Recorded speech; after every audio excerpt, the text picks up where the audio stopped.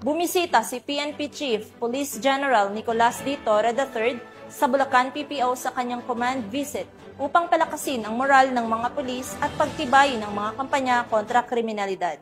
Ang kabuuan ng balita kay Patrolwoman Pearl Cristalin Javier.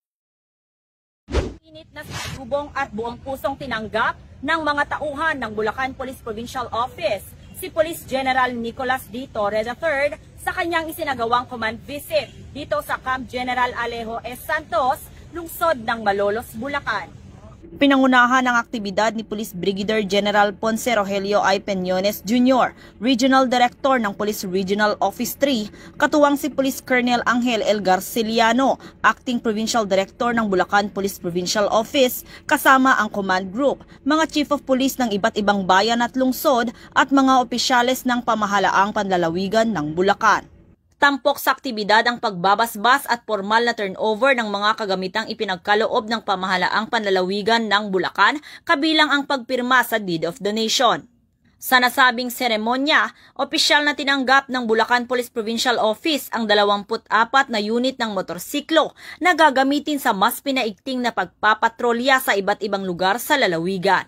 Kabilang din sa mga ipinagkaloob ang isang unit ng Toyota Rush, 100 unit ng handheld radio para sa mas mabilis at epektibong komunikasyon, at mga drone na magagamit sa mga surveillance at rescue operation.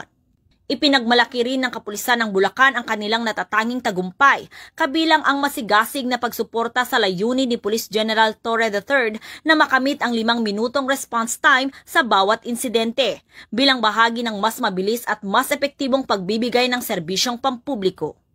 Kasabay nito, ginawaran ng pagkilala ang mga kapulisan na nagpakita ng kahusayan, katapangan at dedikasyon sa pagtupad ng kanilang tungkulin. Nagkaroon din ng paglagda sa sinumpaang suporta ng mga lokal na pinuno ng iba't ibang sangay sa lipunan ng bayan ng Bulacan. Dagdag pa rito, namahagi rin si Chief PNP ng mga sako ng bigas sa mga tauhan ng kapulisan bilang pagkilala sa kanilang tapat na paglilingkod sa bayan, sa kabila ng naranasang kalamidad na hindi naging hadlang upang gampanan nila ang kanilang sinumpaang tungkulin. Binigyang diin din ni PNP Chief ang kahalagahan ng profesionalismo, integridad at malasakit sa serbisyo at hinikayat ang mga kapulisan na ipagpatuloy ang kanilang mabuting gawain sa ilalim ng mas pinaigting na kampanya laban sa lahat ng uri ng krimen. Bahagi rin ng kanyang mensahe ang pasasalamat sa suporta ng lokal na pamahalaan at ng komunidad sa mga inisyatibo ng kapulisan. Patunay lamang ito na ang pambansang pulisya ay patuloy na nagsusumikap na mapahusay ang kanilang kakayahan at serbisyo para sa kapakanan at kaligtasan ng sambayanan. Ang pagkikipagtulungan sa pamahalaan ay isang positibong hakbang tungo sa mas ligtas, mas maayos at mas maunlad na komunidad.